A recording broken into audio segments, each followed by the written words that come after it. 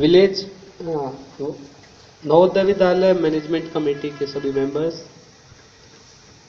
School के माननीय principal, teachers and my dear friends. First of all, in beginning, I want to thank principal of your school who insisted not once, many times to me that you should come and please visit our school. And after when I learned that you are doing very well in education, and especially many of you are going to MBBS, BMS, engineering. So I really get motivated that I should meet you, all of you. So I came today, and for that I want to thank your principal sir. And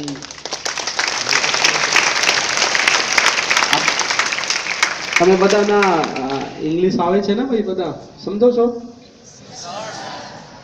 Gujarati, Hindi તો બધું ચાલે?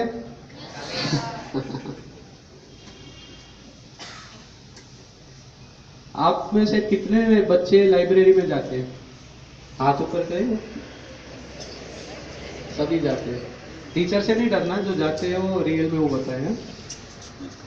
और library में newspaper कितने बच्चे पढ़ते हैं? अभी ऐसे हाथ ऊपर करोगे तो मैं क्वेश्चन भी करूंगा फिर। आप थर्ड जो इस रो में है, यूएस के अभी कौन प्रेसिडेंट इलेक्ट हुए? क्या नाम उनका? Very good. बिठा सकते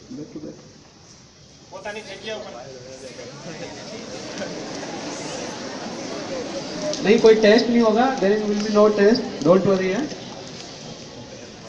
अच्छा, आपने बहुत जल्दी बता दिया, तो ये बता सकता है कोई कि वो किस पार्टी से? Very good. कौन सी क्लास आपकी? 11th, great. And where is 12th class? पीछे। ओके, आपको सब कुछ आता ही है लगभग, पूछने की जरूरत नहीं है। अच्छा है, बहुत अच्छा लगा कि all of you are going to library and reading newspaper, also current affair. That's the one point which I want to focus, कि आप जो अभी 11th 12th में बच्चे या इवन 9th से स्टार्ट हो जाते हैं, आपका मोस्ट ऑफ, चलो मैं एक दो क्वेश्चन और पूछ लेता हूँ। 12th कहाँ है? 12th लग नहीं रही, कम है बच्चे। 11th बोलो, 11th कहाँ है?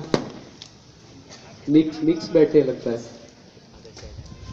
आप में से 12th 11th में से डॉक्टर कितना बनना चाहते हैं? कोई नहीं बनना चाहता, एक दो ही है। इंजीनियर कितना बनना चाहते हैं? और इसके अलावा कोई स्पेशल और कोई profession? Army, navy, NDA, whatever, कोई भी बता सकता है? कोई है और जो इंजीनियरिंग और मेडिकल के अलावा सोचता हो कि मुझे जाना है? हाँ बताओ भैया, किस कहाँ पर क्या करना चाहते हो? एनडीए में जाना चाहते हो? गुड, अच्छी बात है। देखिए, अभी मैं वही बोलना चाह रहा था कि अभी वो पुरानी बातें हो गई कि पेरेंट्स फिक्स करते हैं कि आपको किस कैरियर में जाना है, और आपका अगर 12th के बाद वो कैरियर में सिलेक्शन नहीं हुआ तो आपको लगे कि I am failed and I have not done anything in my life. और इस तरह जो स्ट्रेस आता है वो भी आजकल काफ़ी बढ़ रहा है।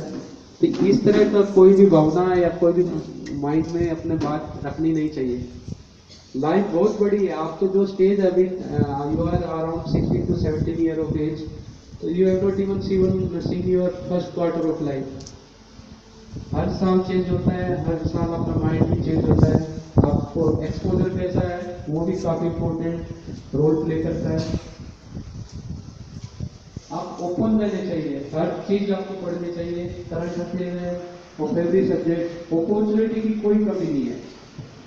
आपको सिर्फ अपनी personality, how you speak, your communication skills, how you behave in public, in general, what is your confidence level in front of officers or public, whatever, means wherever you are going for interview, These are the points in which you should focus from 6th class, I will say, and most of your teacher also asking you to do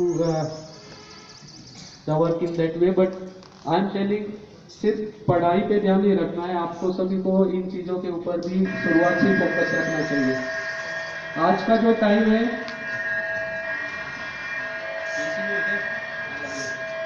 तो आज का समय जो है वो personality based है, आपका communication skill based है। You should have a good communication skill, though it's preferably it should be in English, but language doesn't matter.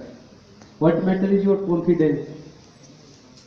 आपको पता होना चाहिए आजकल क्या चल रहा है देश में, विदेश में, इंडिया, वर्ल्ड, सब के बारे में, क्योंकि आगे जो जाएंगे आप मेडिकल फील्ड को थोड़ा छोड़ दें, that is little bit more technical.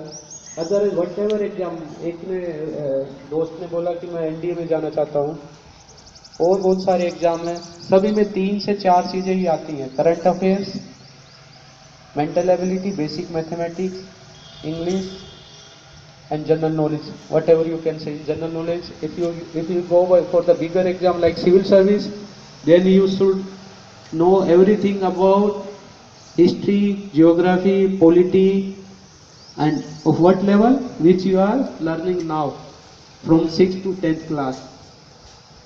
I have also read the same books, same CBSE books again for my preparation, and everybody is reading because that is the basic। और problem क्या होती है, आप सब मेरे से सहमत भी होंगे, 6th क्लास हो गई, 8th में पहुंच गए, तो 6th का कितनों को याद है, हिस्ट्री में, पॉलिटी में अपना याद कम रहता है, क्योंकि हम थोड़ा जो एग्जाम की प्रिपरेशन करते हैं वो उसी हिसाब से करते हैं कि एग्जाम में काम चल जाए, उसके बाद देखते हैं, उसके बाद कुछ याद रहता नहीं।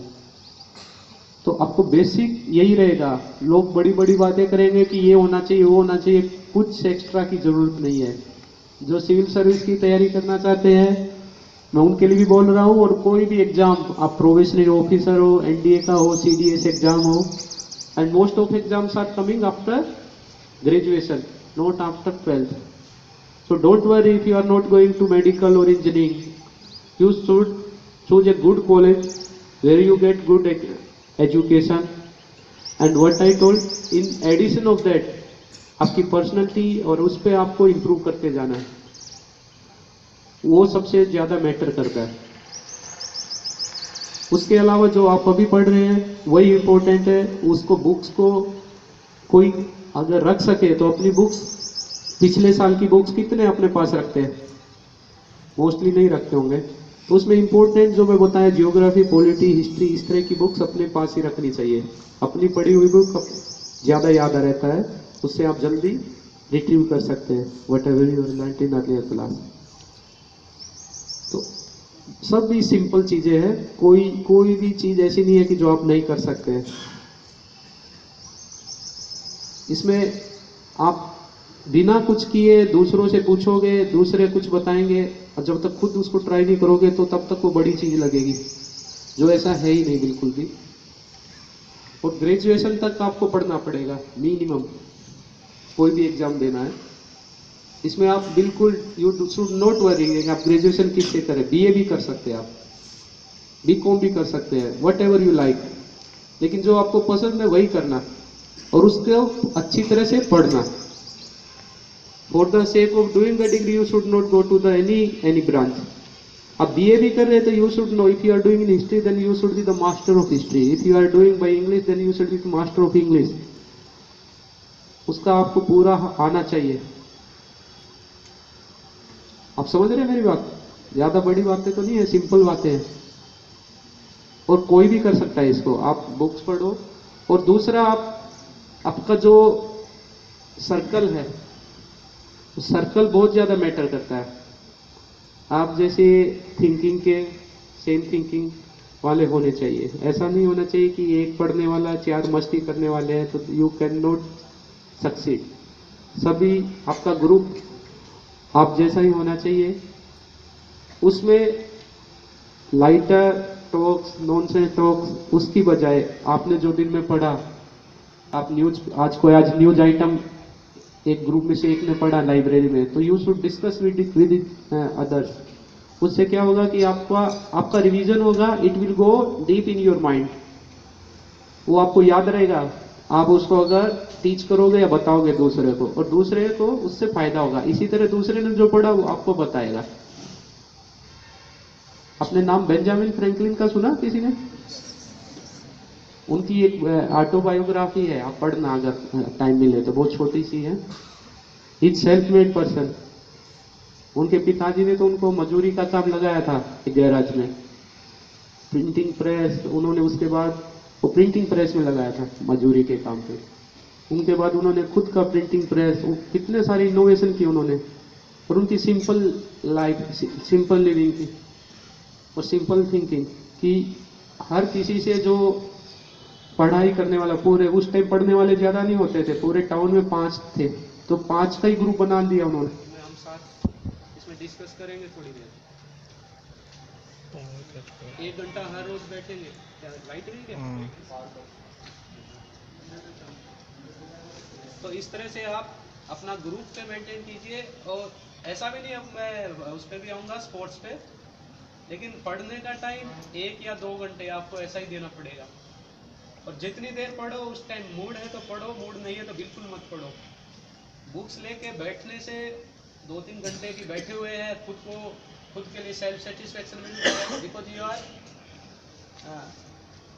Not doing justice with your self. आपको लगे मैं पढ़ रहा हूँ, वो पढ़ नहीं रहे आप, आपका माइंड और मन दोनों एक साथ है, उसी टाइम आप पढ़ाई करो। जब दोनों साथ होंगे तो आप 1 घंटे में जो आप 3 घंटे में करते हो उतना पढ़ सकते हो सभी। और इसी तरह आपका खेलने का मूड है तो उस टाइम खेलो। किसी को लगता है कि 12 घंटे पढ़ना होता, 15 घंटे पढ़ना होता, कोई भी नहीं पढ़ना होता। आपके भी कुछ इंटेलिजेंट बच्चे होंगे जो 1-2 घंटा पढ़ के ही ज्यादा अच्छे मार्क्स ले आते होंगे। The reason is only that they are doing honestly at that time study. बस ऐसा नहीं कि बुक लेके बैठ गए, माइंड कहीं और घूम रहा है। It's like meditation, like yoga. आपको उसमें अपना माइंड पूरा फोकस करना पड़ेगा, उसके बाद ही आपको उसका रिजल्ट ज्यादा मिलेगा। And don't worry if you are doing it for 1 hour initially, try to increase it. If there is need for 2 hours, then try to do it 2 hours, but don't force yourself. And in addition to that, you should also do some sports activity, whatever you like. मैं बार बार जो focus कर रहा हूँ, जो बताना चाह रहा हूँ, and if you are getting it, education is not only thing in the life. बहुत चीजें जो मैटर करती है। मुझे भी, मैंने जितना पढ़ा है आज उसका 10% याद नहीं है, तो वो बिल्कुल चिंता मत करो कि क्या होगा। रटना है, ये रटने पे नहीं जाना है, उससे सीखना है, अपनी पर्सनैलिटी पे, कि उस पे डिपेंड करो कि उससे क्या होगा, और वो ज्यादा उसका असर आएगा जो कोई एग्जामिनेशन दोगे आप। और जो सक्सेस का यही मंत्र है, जो आज के दिन सक्सेसफुल हो रहा है वो इसी लाइन पे चल रहा है। उसकी पर्सनैलिटी ज्यादा अच्छी है, उसकी कॉमन सेंस ज्यादा अच्छी है, उसकी अंडरस्टैंडिंग ज्यादा अच्छी है टॉपिक के बारे में। रटा हुआ नहीं चलता है, क्योंकि आपको भी लगता होगा कि ये डायरेक्ट क्वेश्चन नहीं आया एग्जाम में, अब आजकल इनडायरेक्ट पूछने लगे, या सिलेबस से बाहर है। सिलेबस से बाहर कुछ नहीं होता है, वो सब सिलेबस से ही होता है, but they are asking in other way. If you have good understanding then only you can reply about it. तो इतना आप ध्यान रखिए, और किसी का कोई क्वेश्चन है तो पूछ सकते हैं, otherwise I think I have said whatever I want to say to you, and I wish not one, many of you should come out in different field and including civil services. And if you have any issue, you can talk to me, you can send mail to me, or through principal sir, you can send your question, I can answer at any time. Most of you are from rural area, I am also from rural area, and everybody want and wish, because your motto, your objective, your school is this one, that people from rural background, people from backward area, they should come in front and they should compete with the best of best in the of the city area. और मैं अभी आपके principal sir को बता रहा था कि हमारा बैचमेट है यही गुजरात में, Jeeno Devan, he is only 22 year old when he joined service. He was the youngest in our batch, and he is from Navodaya school from Kerala. So It's not that you can't do it, anybody can do it. And he was simple BCom. Okay, so don't worry in which field you are going. Point is you give your best only. That is the most important thing which you can do. तो अभी किसी का कोई question आप पूछ सकते हैं, otherwise I am over. Keyur Jethwa हमारा वो गांधीनगर में काम कर रहा हूँ। किस सर्विस में? यही सिविल सर्विस में। नहीं, civil services shoot too large, उसमें 20 से 30 फील्ड है, किस में? अच्छा, अच्छी बात है, गुड। कोई किसी को क्वेश्चन है तो पूछ सकते हैं विदाउट एनी हेजिटेशन, छोटे बच्चे भी। It doesn't matter whether question is stupid और नॉट और simple, whatever you can ask, जो आपके माइंड में है। आपको ऐसा नहीं लगना चाहिए कि मेरा क्वेश्चन ऐसा है, ऐसा नहीं लगे कि बाकी को।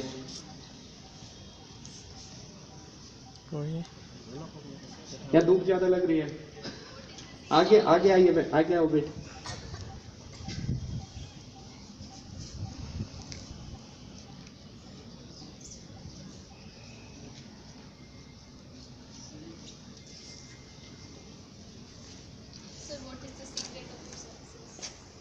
I am just telling about all the secrets only. अभी मैंने सब सीक्रेट ही बताए।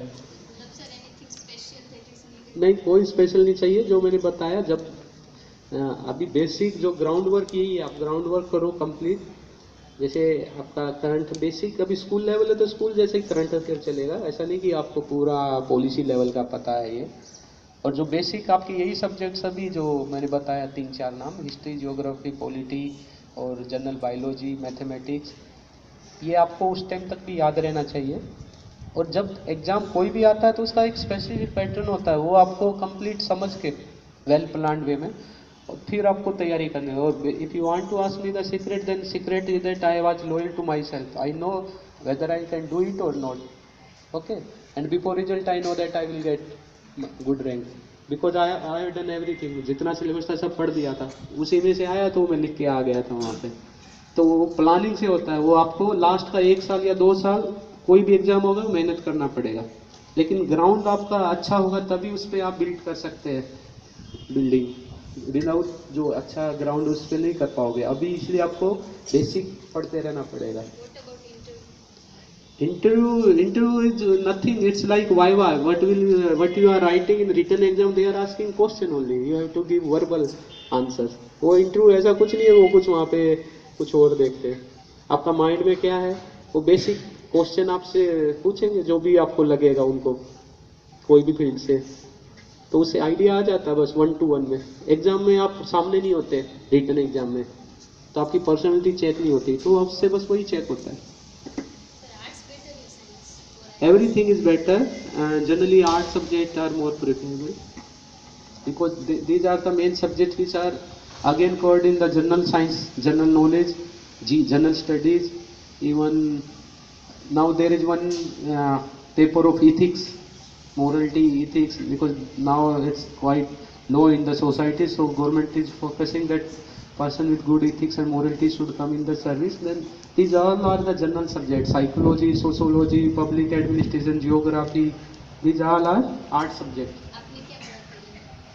मैं तो साइंस ही था, मेरा मेडिकल नॉन मेडिकल दोनों था।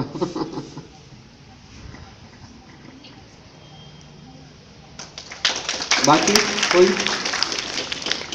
आप कौन सी क्लास में बेटा? 10th। आप करना, आप करोगे पक्का, मुझे पता है। कोई और बच्चा, कोई भी कंफ्यूजन या कुछ भी आपको लगे पूछना हो तो? सर ऐसा कहते हैं कि यूपीएससी मतलब एग्जाम देते हैं तो उससे ये उससे करने से पहले अगर कोई कैरियर विकल्प अगर सोचते हैं तो अच्छा रहेगा।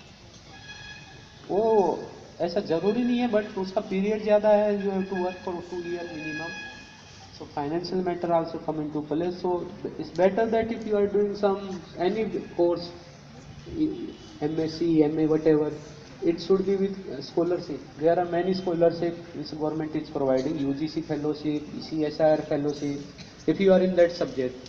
And if you have done already the professional course, engineering or medical or something else, some professional course, then you know that if you are failed, then you have always the option to fall back to your original profession तब नौकरी तो मળી जैसे आम तो इस तरह से आप उसको करके चलते हैं साथ में और आप में ज़्यादा कॉन्फिडेंस है और घर से भी फाइनेंशियली सपोर्ट है तो you can give your 2 year directly और इतना बड़ा एग्जाम आप तैयारी कर लोगे उसका if you are not getting selected to that exam obviously you will get selected to little bit smaller exam and you after 2 year your personality will be quite different from the beginning so उसका तो issue नहीं रहता अगर आपने interview वगैरह तक भी face किया हुआ तो आपको दूसरा जॉब मिल जाता है अच्छे से ओके थैंक यू